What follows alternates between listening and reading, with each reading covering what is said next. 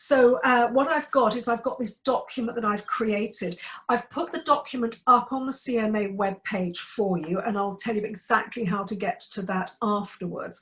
It's important that you do that because at the end, I've collated pages of really, really useful clickable links that will take you through to very important resources that you can actually call on in order to help you open up, and also to support your clients in helping them know that you are totally up to date with all of the most recent rulings. So first and most importantly, what I want to do is to just read something to you, because this is extremely crucial. And I want you to take something away from what I'm about to do with you, because I do want you to make sure that you're on the right side of the law with all of this. We are not telling you to do anything other than what the government in your country is telling you to do. And they're all slightly different. It's all very nuanced, isn't it, as we know. If I was not being polite, I would say it's all actually terribly confusing, isn't it? But, you know, because I'm a polite lady, I'll say it's nuanced, and leave you to make up your own mind about that.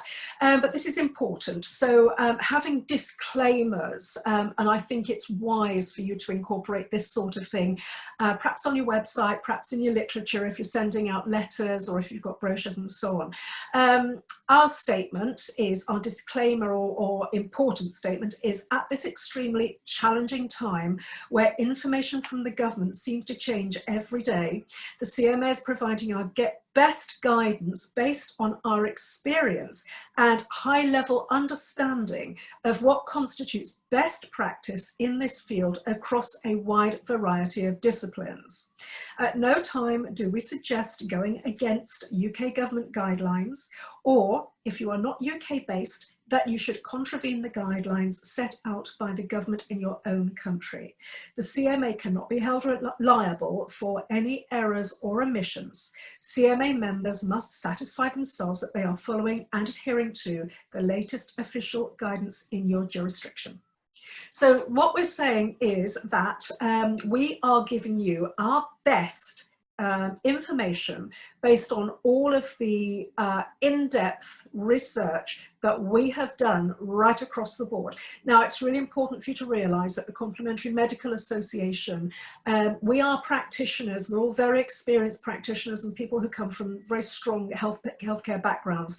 So we are giving you our best information based on all of that, and looking at all of the governmental guidance as it is. So from people like, obviously, UK government, in the 4 different countries of the UK. I'm also giving you guidance based on things like the Health and Safety Executive. I'm also giving you guidance from the UK.gov website and so on. So I've collated it all for you, so you don't have to keep going around and picking at these different bits of information and just getting horribly confused and horribly tired, because it is exhausting doing all of this, especially when you're also thinking about how the heck do I get back to going into practice.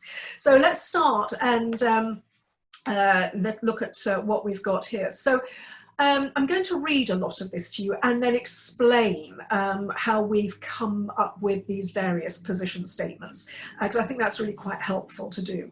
So the Complementary Medical Association, as you know, has members from across the world in many countries, and lockdown, of course, is starting to ease somewhat. The governmental guidance is changing from day to day, and what we provided within this document is up to date at time of writing. So as of today, the 19th of June, it's all absolutely smack bang up to date as of 2:30 this afternoon, when I finalised all of the links. Okay, so I wanted to make sure it was really up to date and relevant for you. We of course know that you are very, very keen to get back to work, unless you have any issues about that, and I'm going to address that at the end. Now, the document provides you with guidance and best practice discussion points, and we also provide support and discussion points for our members who are not yet in a position to return to work, or who simply don't feel it's right for them to do so in the near future. So, for example, if you are vulnerable, or if you are perhaps in one of the designated shielding categories, or if your patients and clients come into either of those categories as well. So we've got something directly to address all of that at the end. Now, we've been inundated by CMA members asking us when they are allowed to go back to work. As you'll appreciate, throughout the entire COVID-19 pandemic, the Complementary Medical Association has been keeping you abreast of all the latest news as it pertains to whether or not we can work with our clients. Now, as you will of course know, there are a couple of disciplines who have been allowed to remain open, mainly because it was felt that they would potentially relieve the burden or some of the burden on the NHS, therefore protecting the NHS. And those are osteopathy and chiropractic.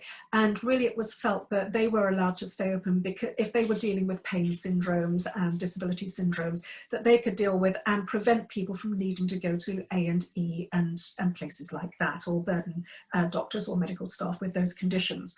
So it's quite understandable why they were allowed to stay open. Although lockdown is easing, we will continue to keep you updated on all of this on the CMA website and in all of our other communication platforms and avenues. So do check back for updates, and we'll of course continue to support you in any way we can through our weekly newsletters, our social media platforms, and of course by direct email messages as necessary. So if something happens and changes, we will always pop you a message. Now, I appreciate that we've got a mixture of people here. Most of you are CMA members, some of you aren't and are perhaps looking at joining the CMA. Well, in that case, what we'll do is we're going to ping you an email after this just to give you the link and make sure you've got access to the CMA newsletter. So we will, of course, make sure that you are completely up to date. And just as a point of order, we are fully GDPR compliant, although, of course, actually, and this is quite interesting and useful for you to know, GDPR, it pertains and relates to people who are communicating as a business to members of the public. And of course, obviously what we're doing in these sessions is we are communicating with you business to business. So it's slightly different, but you know, just for you know, sake of argument, we are fully GDPR compliant. So it does mean that regardless, we treasure your information. We treat it very, very carefully. We do not spam you. We do not sell it. We do not rent it. It stays with us. End of story. Doesn't go anywhere else. So let me give you some action points just to make sure that you're fully up to date. So make sure you sign up for the CMA newsletter if you don't receive it already. Like and follow the Complementary Medical Association Facebook page. From there you can join the Facebook group. Subscribe to the Complementary Medical Association's YouTube channel. Make sure that you hit the little bell icon on the page that pops up so that you will make sure that you'll be absolutely certain that when we put a new helpful video up that you'll get a notification, so you won't actually miss out on any of the really important information that we're getting out to support and protect you at this time. So it's really important to stay connected to the CMA because obviously, you know, what we're about is supporting you in growing your practice and your training school. And as you know, we're a non-profit organisation, so we've got no financial axe to grind at all. It's just providing you information from practitioners to practitioners and training schools. So what do we want you to think about to protect yourself and your clients? And also bear in mind, a lot of people in this group watching now are people who are also running training schools. So a lot of what we're talking about is also highly relevant for you going back to work and actually opening your school if you're teaching face-to-face. So, remember, you know, we're not COVID-19 experts and we're not lawyers. So the information that we're giving you is really, don't think of it as being prescriptive or legal advice. This is based on our best judgment, looking at the situation, being the complementary medicine experts that we absolutely are. And also, please bear in mind that all of this is subject to change because, you know, the whole COVID situation is changing, as we know, from day to day. So it may be, and it looks, doesn't it, at the moment, that if places like hairdressers, beauty salons and so on are targeted at the moment, or it's suggested by the government that at the moment they may be able to open around about the beginning of July, 4th July, that sort of date.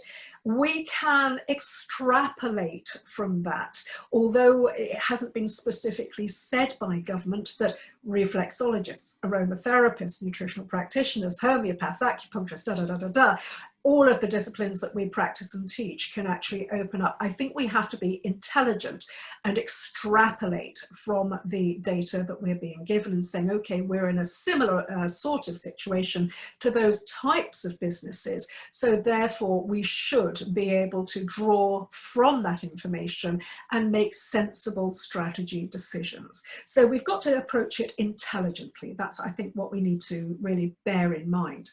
So what we want you to do, and we want you to think about, and a lot of what we've done for you so far, is to gather knowledge. The first steps that you might like to think about taking are to actually consider taking or instigating a risk assessment.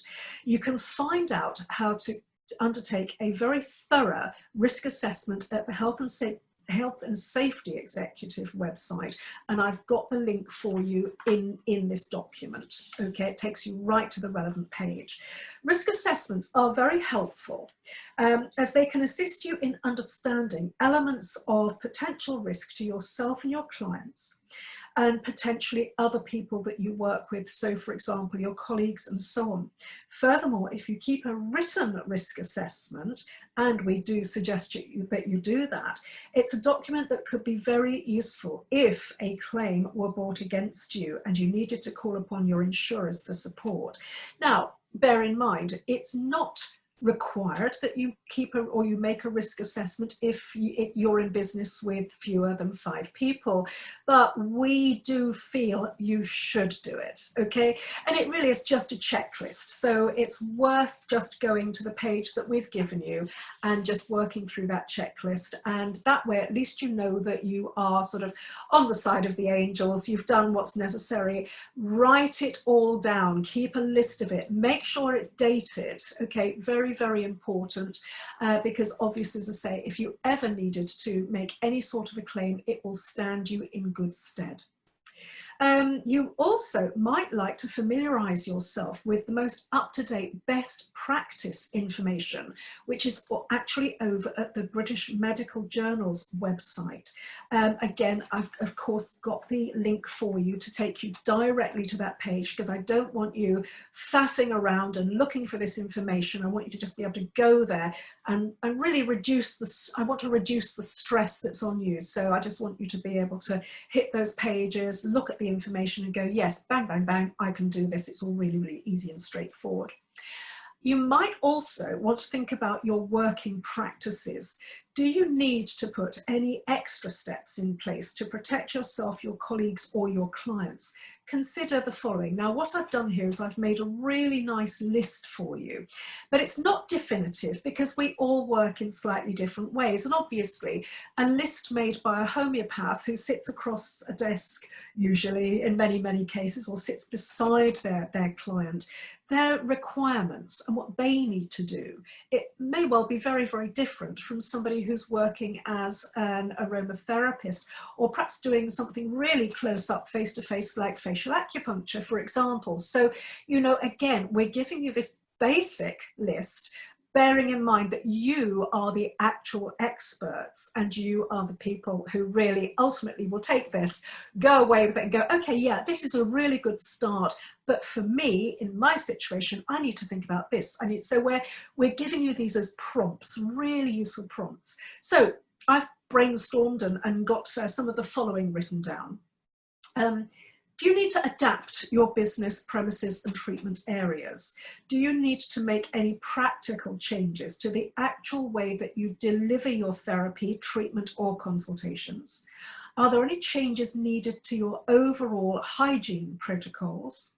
Do you need to spend more time between clients to decontaminate areas? Probably. Does your aftercare information need to be updated? Do you need to go to your paperwork and have a look at what you're telling people at the moment? Do you need to instigate other precautions or protocols for people? Do you need to make any special purchases in order to maintain further cleanliness? How will your new way of practicing affect the more practical elements of the way that you run your business? So I'm thinking there along the lines of fees, cash taking, card processing, payments up front, payments online. Because you think about this, if you need to allow more time between patients in order to properly sanitize the room, do you need to charge more because you're seeing fewer patients per day? If that's an option for you, if that's something you might need to instigate, then go back to the video that I did on fee setting. A lot of that will actually help you to become confident in changing fees if necessary, all of course going back to the value that you deliver.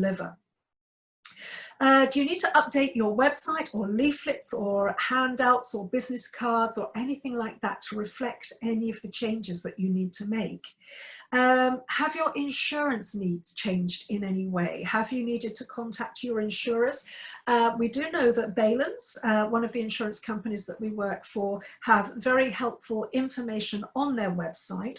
A lot of it centers around doing things online, which is very helpful, of course, for practitioners, but not so helpful as we reopen. And a lot of the insurers are sort of kicking the ball back to us organizations, saying, well, you know, go back to your organization and ask them what we think or what they think. And of course, you know, we are not the government, so we can only advise you to look at what the government is looking at. But again, you know, we are then giving you best practice strategies based on our expertise, and we know that you are the experts in your field. So again, kicking the ball very much back to you as well, knowing that you have this absolute expertise and we have complete faith in you and your professionalism.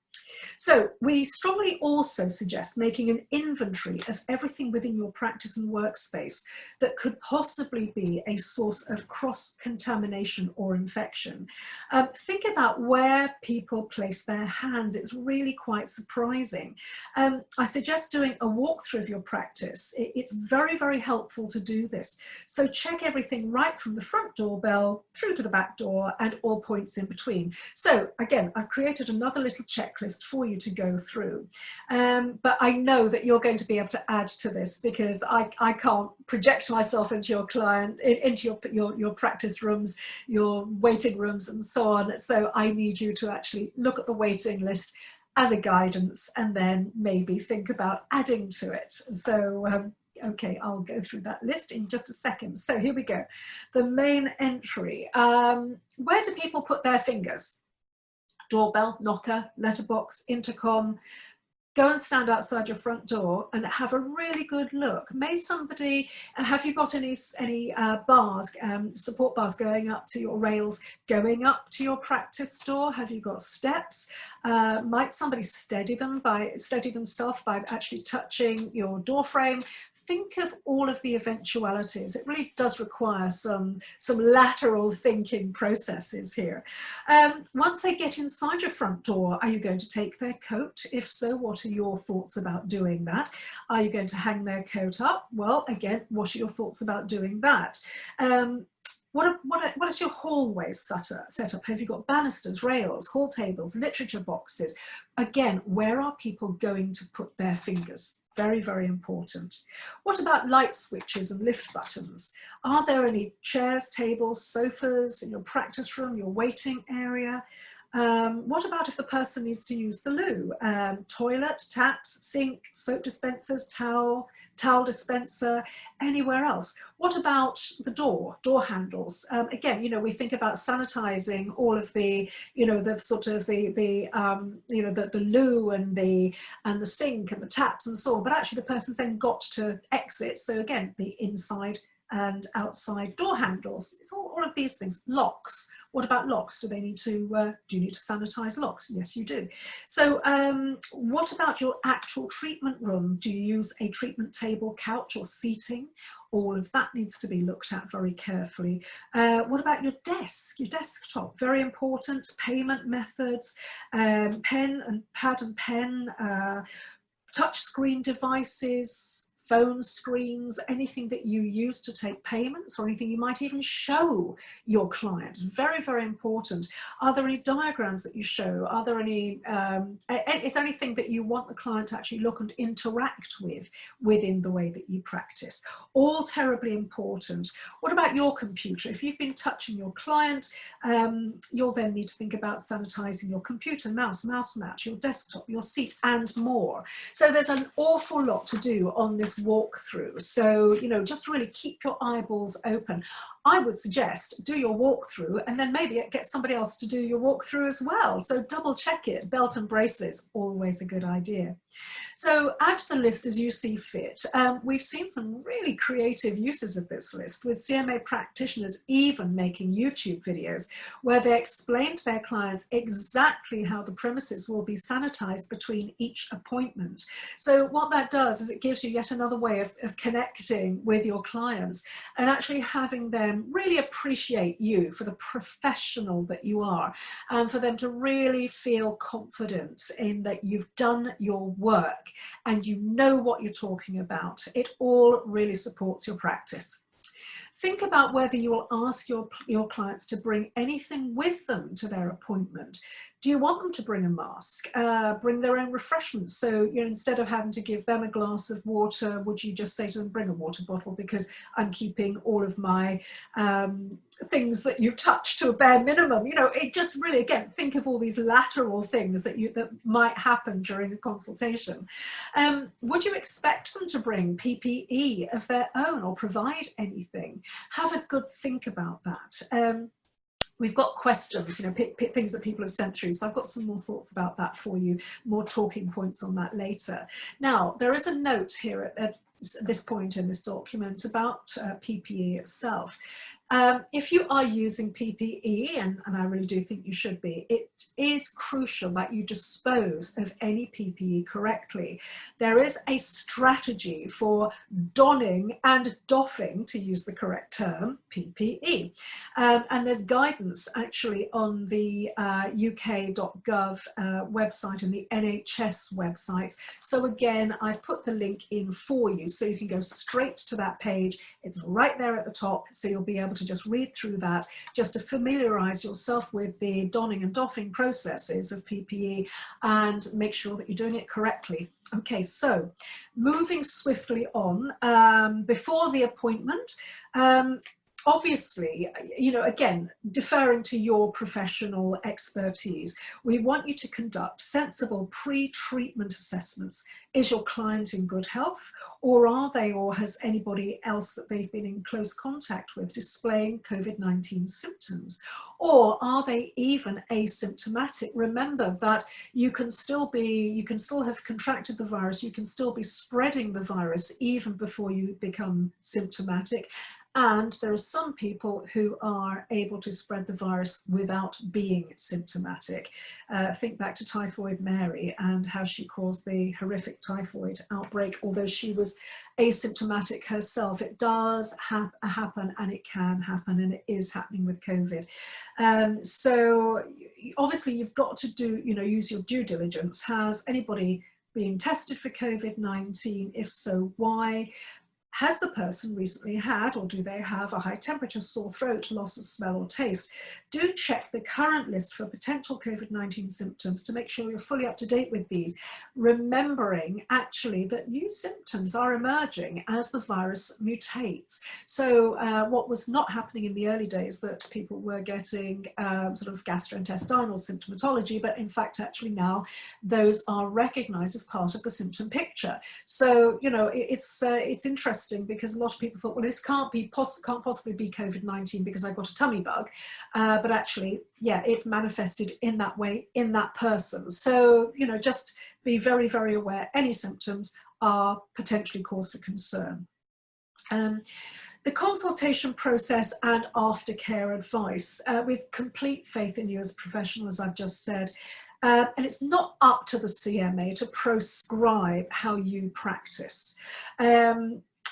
Right from the get-go, just not so long after I founded the Complementary Medical Association 27 years ago, few years after that, the National Occupational Standards for Complementary Medicine were set in motion, and I was on a lot of boards that were the working parties that were involved in setting the National Occupational Standards in various disciplines. Now, what we came away with was that we were not going to stand there and say, right, okay, this is the way you do what you do in your field of practice and expertise, but these are the minimum standards that a patient can expect to receive by way of professional care. So we are deferring to your expertise with the way that you perhaps do needling if you're an acupuncturist, in the way that you prescribe and dispense your homeopathic remedies if you're a homeopath. So we're not getting involved in any of that, but what we're doing is giving you really, really basic information about what constitutes a good practice in light of COVID-19. So I hope that's coming across and very, very clear. So we do recommend that you refer to the NHS websites, and again, lots of information there, and I've given you all of those contacts. We know that you are a vital support to your clients. They will be concerned about the risks of coming back to see you, so do demonstrate that you're taking steps for their and your safety. Perhaps with those videos that I suggested previously, and also point them in the direction of NHS and government websites that demonstrate how to reduce the spread of COVID-19, to reassure your clients that you're absolutely up to date with all of this and are taking all the necessary measures to keep them safe. So what about other questions? What if I don't want to return to work at this time? If you do not yet feel that it's time to return back to face-to-face consultations, consider how you can begin or continue to offer online support to your clients. As an important lifeline at this time, it's crucial that you are there for them. So think about creative ways that you can branch out to offer your support. So are there things that you can do, that you can offer your clients online? Can you do telephone consultations? What are the various things that you can do in order to actually be that valuable lifeline, even if it's just a case of somebody reaching out to you for support when they're feeling really, really low? You know, we are there as a public health service, and we don't get the I suppose the professional respect that we deserve, and that's obviously one of the core values of the CMA. It's something that, of course, we are constantly working towards, to position complementary medicine shoulder to shoulder with conventional medicine, because we provide such an important public service. So, you know, bear in mind that there may well be things that you can do, even if you aren't yet ready to come back to actual face-to-face practice. And I know that there are quite a few of us in the group that aren't yet ready. But furthermore, what if you're in a shielding category and you don't feel that you should return to work just yet? You're going to need to make some decisions about when you feel you will feel safe to return to work, and set plans in motion for that. Bearing in mind, of course, that it's a very fluid situation which is changing day to day. Nevertheless, at times of great uncertainty, it's very helpful to set yourself targets and create plans while building some flexibility into these. Because, you know, the old saying, you know, man makes plans and God laughs, or words to that effect. I think that was a John Lennon saying. I'm misquoting, but you get the general idea. Put flexibility into your plans, because it will reduce stress, because there's nothing worse than getting all your ducks in a row and saying, right, this is my plan, and then everything going horribly wrong because we get a second wave, or, you know, anything could happen. You know, this virus simply could disappear tomorrow because it could just mutate to not be transmissible between humans, or of course it could become more virulent. So, you know, we do not know. That's the tricky thing about viruses. They mutate and bizarre things happen, and you cannot plan for it. So don't set your plans in tablets of stone. Just bear in mind and be very kind of zen about the whole thing, and respond to what's in front of us at the time. But bear in mind that by setting an overall idea for the direction that you ultimately want to head in will reduce stress on you somewhat, because you will at least feel that you are moving forward in some way rather than being stuck in limbo. Being stuck in limbo is deeply, deeply stressful, isn't it? So also, very importantly, consider whether you're still eligible for any support that you might have been receiving from the government during lockdown, and whether this is likely to continue after we emerge from lockdown. That's very important. You know, a lot of us may have been furloughed if we're working for other people, or we may have been able to get hold of small business grants and so on. If you are in doubt, it's always wise to contact the Citizens Advice. Again, I've got their link in this for you as well, and it's wise to do that, and they are doing online consultations. It's actually easier to contact them at the moment than it has been traditionally, where you had to make face-to-face appointments. So what I really want you to think about is whether you can thrive, or ways that you can thrive, both personally and professionally in the face of adversity. Now, as we all know, the key to thriving at very challenging times is resilience. And we have every faith in you. What we want you to do is to consider ways of pivoting your business so that you're not able to just survive, but also to thrive in the face of adversity.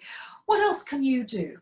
Can you provide counsel? Can you begin to teach? What are the dormant or talents do you have that you haven't yet capitalized on? I'd love you to go away and have a really good think about that. And if you need to contact us and have a little brainstorm, then you are more than welcome to do that. That's what we're here for. We're here at the Complementary Medical Association to support you. And as you know, we're only a phone call away. We're real people. We do pick up the phone. We do respond to emails and messages via our social media platforms and whatnot. So take advantage of that. Please don't be shy. That's what we're here for. So what else? The other things I want you to think about are, what are the other things that you could potentially do to really capitalize on your existing expertise? Could you set up an online course? If you're curious about this option, go back to that really great tutorial that I did right at the get-go of all of these Friday afternoon sessions that we've been having since the beginning of lockdown. I think the first one I did was actually talking about what we do to pivot now that we're all in lockdown. How do we keep our businesses going? And could you, for example, set up an online course? So I did a fantastic, even though I do say so myself, but it is really helpful. I had great feedback about it. A really, really fabulous training on how to set up an online course. So go back to that first one. It's all there. They're all there for you in the CMA YouTube channel. So check back on that if you haven't yet looked at it. It's very, very useful. There's lots of other really great resources for you over at my private Facebook business development group. It's called Janie Goddard Masterclasses. Of course, it's completely free to join. You just have to apply to join. On Facebook, just says, I would like to join, and you click a button and we just let you in once we know you're a proper practitioner and you're not a bot or somebody from Big Pharma trying to muck things up. Take advantage of these. I've got videos over there. I've got worksheets over there, and you'll be in a group of like-minded practitioners who are very active, very, very supportive. I check in there every day, and the conversations going on in that group are amazing. They're so supportive. It's really inspirational. So get involved in that. It's super, super helpful. And furthermore, I just wanted to sort of just say that it's very important that your clients know that they can trust you to be a source of accurate and helpful information about COVID-19 and other aspects of general wellness. Point them to the CMA website, because as you know, everything on the CMA website is absolutely 100% supported by research-based and evidence-based information. So everything that we put up on the site, all of the documents, all of the articles and so on, they are all referenced and they all point back to the original research. It's crucial in the field of complementary medicine, not just for ourselves, but it's really important to protect the profession by putting evidence-based information out there, because as you know, this is a vulnerable profession. There are lots of people out there who would really rather that complementary medicine didn't eat into the profits of big pharma, and it is. So we have to protect the profession by making sure that everything that we put out is fully evidence-based. So do use the CMA, do use articles on the CMA site. If you want to refer to an article by putting a link into your site, that's absolutely fine. If you wanted to use an article from the CMA site, we do allow that, but under the following terms and conditions. If you see something you would like to use, please have the courtesy to contact us saying, I would like to use this article. I will be linking to it in the following way. I will tell us where it's going to be used and how it's going to be used, okay? What we don't want people doing is just sort of going out there, lifting our articles. Remember, they are all under copyright, and that is a legal issue. Same as the CMA logo is a fully registered trademark. Use of these things is illegal without strict written permission. So do the smart thing, ask our permission. We're nice people. We're going to say yes if you've had the courtesy to ask us. So that's that. So it's a great repository of really, really helpful information. There's great, the place on the CMA site, which is directly off the homepage, where I'm putting this helpful article with the checklist for you to work through. If you go further down, it's a really long article, but print it out by all means. There's also information about how your clients can integrate the use of herbs in their diet, which have been shown to be antiviral, things like different nutritional strategies that have been shown to support during COVID-19, lifestyle issues, and so on. Again, all evidence-based. It's all there for you, so point them in the direction if it's useful for you. Right, oh yes, very, very important, maintaining coverage and protection. Ensure that your CMA membership is up to date and that your insurance policy is current. These are, as I said earlier, confusing, fluid times. To please make sure that you, your practice, or if you teach, your training school is fully protected. It really is absolutely vital. Just because you're not working, don't let it lapse, because if you'd let it lapse and your insurance, for example, and somebody brought a case against you now for something that happened pre-lockdown, then you might well not be insured. So make sure that you are current with all of that. So it really is a very, very challenging time. As I said to you, none of this could be constituted as legal advice. None of this is medical advice. This is practice advice based on our decades of expertise. So I hope that that's helpful for you. At the end of the article, as I say, we've got all the links. These are all clickable links and are live on the site. So we've got Citizens Advice, Health and Safety Executive, British Medical Journal Best Practice, British Medical Journal Best Practice leaflets that you can print out and give to your clients, UK government websites closing certain businesses and venues in England. So we've got that for England, Wales, Scotland and Northern Ireland. We've got World Health Organization links. We've got Royal Society of Medicine. Oh, I must just tell you about that. The Royal Society of Medicine actually, bless their cotton socks, very nice people, they've put up videos on COVID and health issues and so on, and resources and all sorts of very, very interesting information. These are quite sort of neat bite-sized chunks.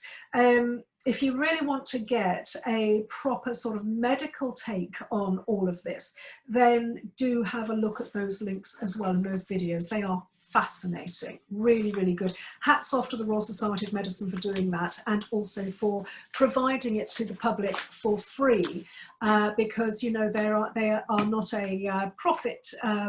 They are a profit organisation, so they don't have to do any of that. They're a membership organisation. So there we go. Right. Okay. Any questions so far? If you've got questions, pop them in the little side well, sidebar on my screen. I'm going to go through now the questions that were emailed and messaged to us in other ways. A lot of what I've said actually has probably covered a lot of these questions, but let's just go through them and I'll answer them, sort of step by step.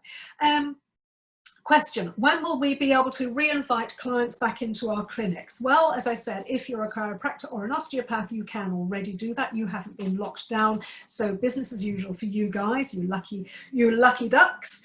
But obviously for the rest of us, it largely depends. If you are, let's say, a nutritionist or a homeopath, so you are essentially, to all intents and purposes, able to either conduct Zoom or Skype consultations, well, that's great. So you've probably been working throughout. If you are working in a situation where you are across the desk from somebody, think about, do you need to put up a screen like they have in banks and shops now? Or are you confident that your PPE and your strategies are good enough to keep you safe and your clients safe? So those are the sort of, and also of course the talking therapies as well. So anything where we don't put hands on people, chances are that you are probably, as long as you apply very stringent cleansing measures and protection measures, chances are that you may well be able to safely go back into practice.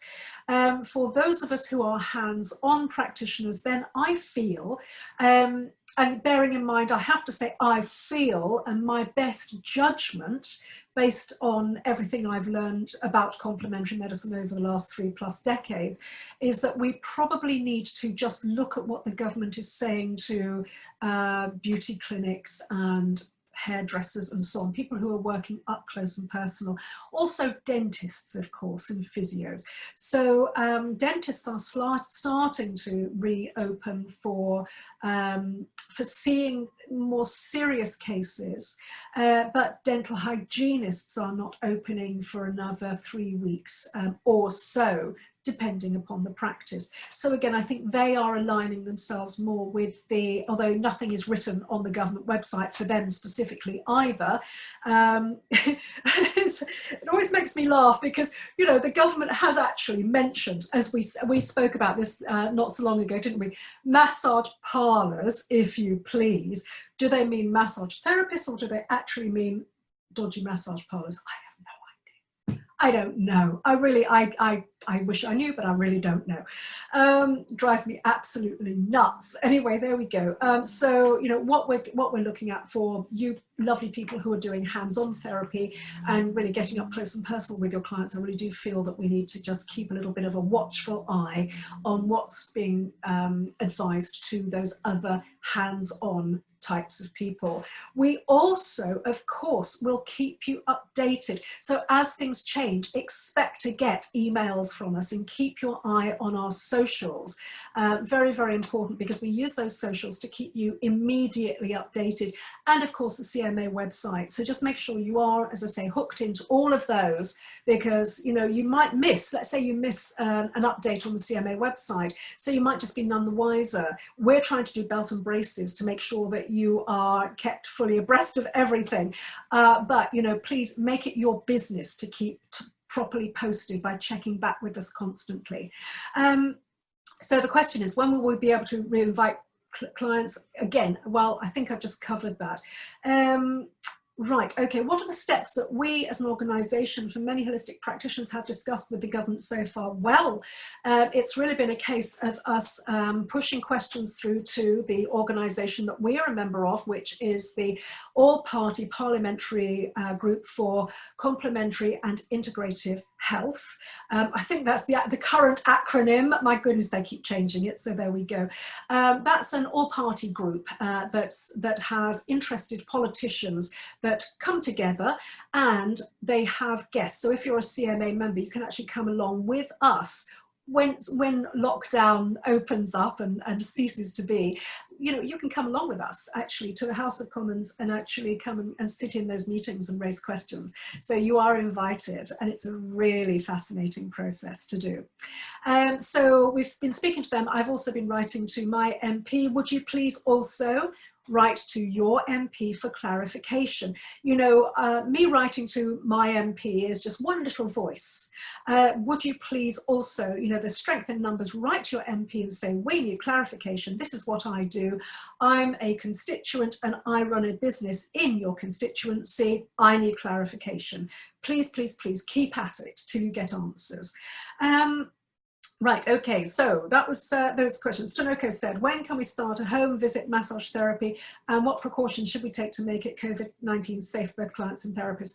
Very difficult if you're going into somebody's home because you don't know just how much cleansing they've been doing. So I would say go start that business or restart that business with great caution, making sure that your PPE is totally up to scratch. Again, because it's a hands-on therapy, Tanoko, I think, you know, be very, very careful with that. I think that's a really tricky one because we can control our own environments, but we can't control other people's environments. So I would just approach that with great caution. And if it's practicable, if you can bring those people to you for the time being, that would be probably better. Slightly different situation if you're going into, let's say, sheltered accommodation or vulnerable people housing. Most of those sorts of places and organisations have actually got their COVID-19 decontamination strategies down to a fine art. They've been at it probably better and longer than we have. So going into those sorts of situations, homes and care homes and so on, is probably better, but you will need to convince them that your COVID-19 PPE and so on is totally up to scratch. So, you know, bear in mind that you're going to have, the onus is on you to demonstrate that you've got that down to a fine art. Right, okay. Now, Mandy asked some really complex questions about working with primary school aged children. I'm going to cover this here because it may well, I was thinking of just getting back to Mandy privately, but actually I think it's really important because a lot of us deal with children. So, you know, they are touchy-feely, aren't they? You can't keep them, you can't tie them to the chair, more's the pity. So what do we do? You know, they are learning, children are spontaneous, you know, they are sort of running, they want to touch things, this is how they learn, it's, you know, it's how they grow. So cleaning between sessions would be an absolutely mammoth task. I'm seeing the question, it's a very long question. So it's not a realistic business option. Her practice also involves hands-on muscle testing, body work, assisted body movements and so on. Face masks would prevent the use of important correction techniques, and would they even be properly used by these young clients? No, I see your problem. You have a big challenge there actually, Mandy.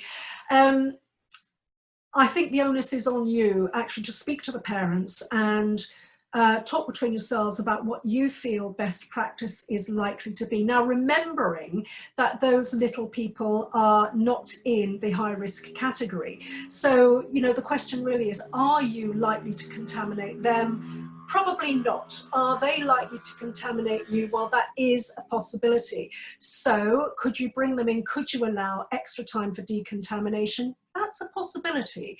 So, you know, I appreciate that it may mean that you see fewer people because you're spending more time decontaminating. What can you do to control the environment? That, I think, is the question that you need to be asking yourself. If it is cutting down the number of clients that you are going to be able to see, you're going to have to rejig your pricing structure. And I think people are going to be absolutely fine with that. I was speaking to a barber friend of mine. His situation is that he's not opening until the 4th of July, and he's only allowed one person in the shop at a time. So he's completely rejigging his prices. He's confident that his business is going to go right back to being very successful because he's offering a much needed you know, service. You know, we're all familiar with the concept of lockdown hairdos. I had to cut my mum's hair. I was very frightened. Luckily, I survived. But anyway, there we go. So actually, the haircut turned out okay. And she's got wigs if it went horribly wrong anyway. So there we go. But going back to the point, what can you do to control your environment if you've got young people? Bearing in mind that what you don't want them to do is to possibly pick something up in your practice they shouldn't do if you're decontaminating correctly, and possibly take it back to a vulnerable granny or granddad. So, you know, so we've got to just kind of bear in mind and see the really big picture with all of this. Right, okay, so another really good question that Mandy raised. What about proposed stringent couch hygiene measures should be applied with clients who remain fully clothed and who have applied hand sanitizer and so on? Well, bear in mind that the COVID virus can stay virulent on any surface. The truth of the matter is we don't know actually how long the virus can stay active. You know, viruses are really blooming weird things, not quite alive, not quite dead. They're really bizarre. They're strands of genetic material. They're really weird things. And so what we don't know is how long they're going to stay viable on clothing. So you have to assume that clothing could contain viral matter. Therefore, if you have somebody fully clothed on your couch, you then completely decontaminate your couch after use. So I think hopefully that answers those questions for you, Mandy. Deborah would like an indication of the protocol for returning to hands-on treatments. I think I've kind of covered that actually. Deborah, if you're in the group with us today, let me know if I haven't covered it. Right, she presumes it'll be much later than hair salons can return. We just don't know, but I think we've got to think about salons and beauty salons and people that are doing things like eyelash extensions and, you know, eyebrow waxing and things like that. You know, it's all very, very close up and personal. So we've got to keep an eye. If the government are refusing to address our sector, which is, you know, kind of what's happening at the moment, then I think we just got to sort of, you know, align ourselves with making intelligent decisions based on what those other businesses are doing. Okay, so, right, Victoria says, if I run, oh, this is great, it's a very different one.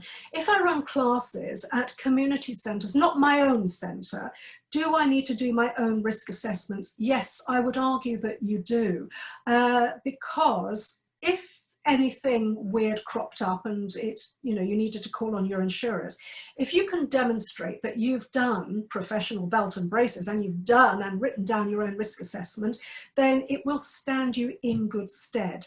So I think it's a good idea. I would do it myself.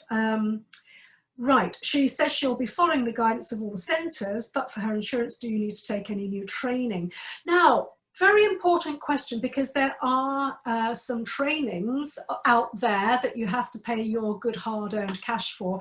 I'm a bit miffed about this really, because you've got these people kind of opportunistically jumping on the COVID bandwagon and saying, oh, we're going to offer you trainings to show that we'll give you a certificate to show that you've learned how to do all of your decontamination correctly.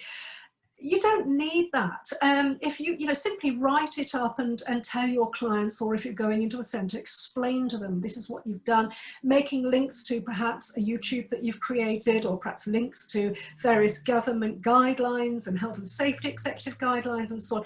That's more than enough. Don't go and spend your hard money on getting a certificate in cleaning. You don't need it. It's just not necessary at all. And they're not official. They're just people that have, I think, cynically jumped on the bandwagon. And I find that quite annoying, actually. So, yeah, don't do those. Okay. Right. Okay. What else? What other questions? Yes. Okay. So I think I've covered that. Right. Oh, yes. Are there certain procedures to follow as a yoga teacher, and where can I access this information? Should people bring and use their own mats, blocks, cushions, etc.? Well, you would access the information on the CMA site and on the government sites, as I've explained. Should you ask people to bring their own mats, blocks and cushions? Yeah, actually, I would. And remember that we've got some pretty lovely weather. If you can do classes outside, then we are allowed to do fitness and wellness classes outside. So take advantage of that. If you're allowed into a centre, then make sure that you're observing social distancing regulations.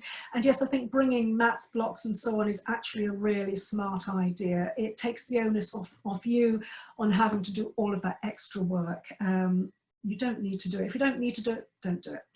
If it was your own equipment. She also says, I live with my mum who's 84. I'm cautious about going back out and teaching my classes. Yeah, rightfully so. My mum's 80 and she's in a very high risk category as a type 1 diabetic, although she's very, very, very, very well and very fit and lovely. You know, it does cross my mind. So I think, you know, those of us who are looking after people who are very vulnerable, we need to make a judgment call on that. So I'm not saying rush back to work if it's, you know, if you're in that category. Only you can make that decision. I'm not going to sit here and say, yeah, you'll be fine, because you can't take that risk. You just don't know. So you've got to think about, you know, perhaps could you potentially don and doff PPE safely so that you, when you walk into your home, you know that you are properly sanitized. Of course, you don't know if you might have picked something up from somebody. That's a different kettle of fish. So just be very aware of what the potential issues could be. Right, okay. And she finishes, this is lovely actually, she finishes by saying, I've spent this time updating my skills with various courses and classes, being creative, designing a flower card empowerment set, all sorts of lovely things, working in her garden. Good for you. You've spent your time wisely. I'm absolutely delighted to hear that. So those were some of the questions I distilled, because a lot of the questions were the same, as obviously you'll appreciate. Let's just quickly have a wee look down the side here.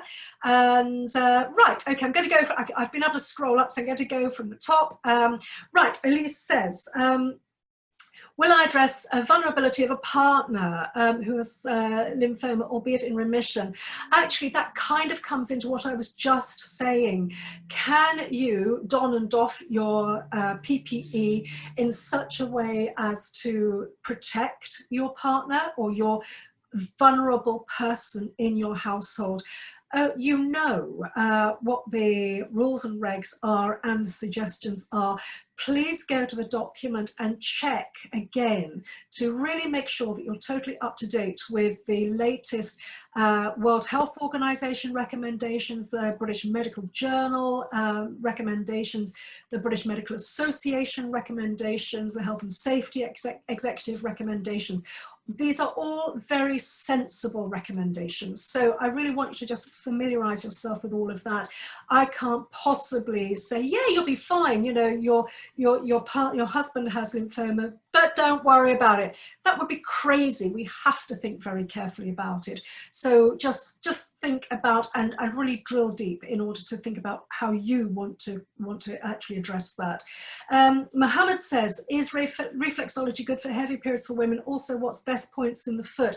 Well, that doesn't really cover the topic of this discussion, and I'm not a reflexologist. So, Mohammed, I can't advise you on that, but thank you for the question anyway. Best thing to do is to maybe go and do a reflexology training. We have lists of brilliant training schools on the Complementary Medical Association website. So go over to the CMA website and have a look to see if you can find a course that really is suitable for your requirements.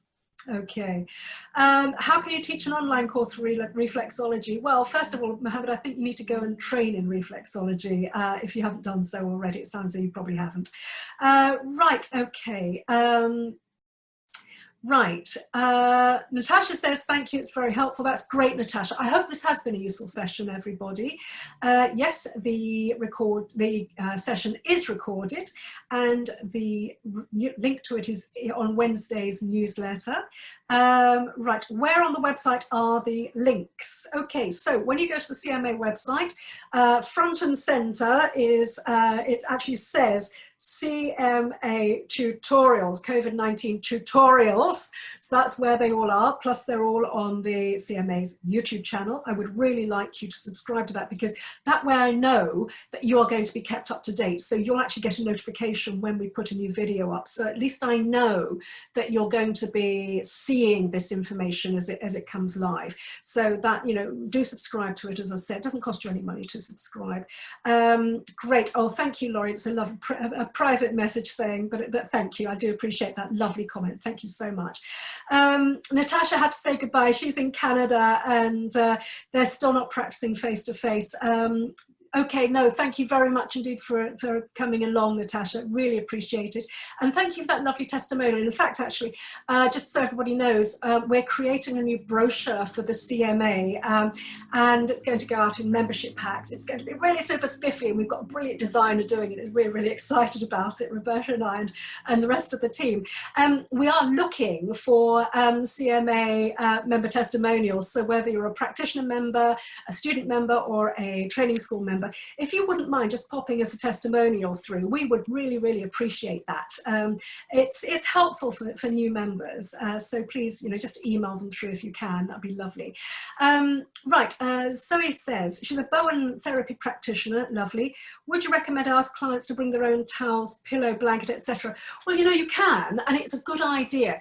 But do remember that those items may well be contaminated. So you are more likely actually to be able to control your environment by making sure that they're on your clean towels, pillows, and so on, that you can then properly decontaminate. You're in control of your environment then, so I think it's just a good idea. The more control you've got in this situation, this very uncertain situation, so much the better. Great, okay, thank you very much, Mohammed. That's a really kind thing to say. Thank you so much. Andrew, hello Andrew. So in football, we can't work until we are tested. Why isn't the medical therapy industry insisting on this or checking clients have been tested? I don't know, because I don't run that industry, but it's a very good point, Andrew. Yes, they are naughty, and yes, I mean, I know that they are trying to get everybody tested, and within medicine, within hospitals and doctors' units, most people are going through testing. So I think they are making their best efforts for sure, but it's a really difficult situation. Mohammed, no, we're not going to send you the meeting session. You've got to get it yourself. We can only do so much. We can't spoon feed everybody. We've explained where we put the replays and how you are going to get a notification of it, so you can actually get it yourself. Julie Fox says, I've invested in duvet covers to put my blankets in to make washing and decontamination easier. Brilliant idea. That's fabulous. Thank you for that suggestion. Thank you for sharing that. It's really, really good. Right, okay, so, okay, thank you, Christina. I'm glad that it's useful information. You're welcome, Victoria. Glad I was able to cover your questions. Right, okay. Yes, we've had a massive response. Hundreds and hundreds of people wanting this information, as you can imagine. Right, what do I consider to be the very minimum personal protection equipment needed to practice reflexology and massage? Well, I would say a gown and a mask at the very, and gloves, optional. Can you work in gloves, or can you safely decontaminate your hands? Yes, you probably can actually. Correct hand washing, correct hand sanitizer, and making sure you're getting in under your nails and doing that whole scrub routine that surgeons do. If you can get hippie scrub and things like that, so much the better. Think about the way that surgeons do it before going in to do surgery. Plus, they then put gloves on. So, they leave no stone unturned when it comes to safe decontamination practices.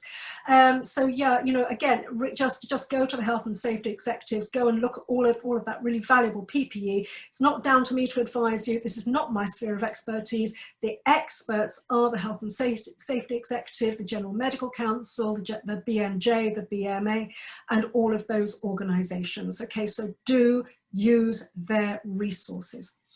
Okay, simple point, keep all receipts of expenditure, cleaning, etc. for tax returns. Laurie, yes, brilliant. I didn't even put that. In fact, I might bring the document, if you don't mind, up to date and incorporate that suggestion from you, Laurie, because that's so important. And also, of course, remember that you need to claim as much as you possibly can by way of governmental support. Great, thank you, Jill. Really helpful. Thank you so much. Thank you, Bianca. That's really lovely of you. Lovely comment. Thank you. Good point, Leslie. Leslie says, I'm assuming we shouldn't use fans to cool or fan heaters in treatment rooms. Is that right? Do you know, that's a very good point, because, obviously fans, even being outside and wind blowing, somebody coughs, if somebody's, sort of standing upwind from you, the wind theoretically could collect that viral material and blow it directly at you.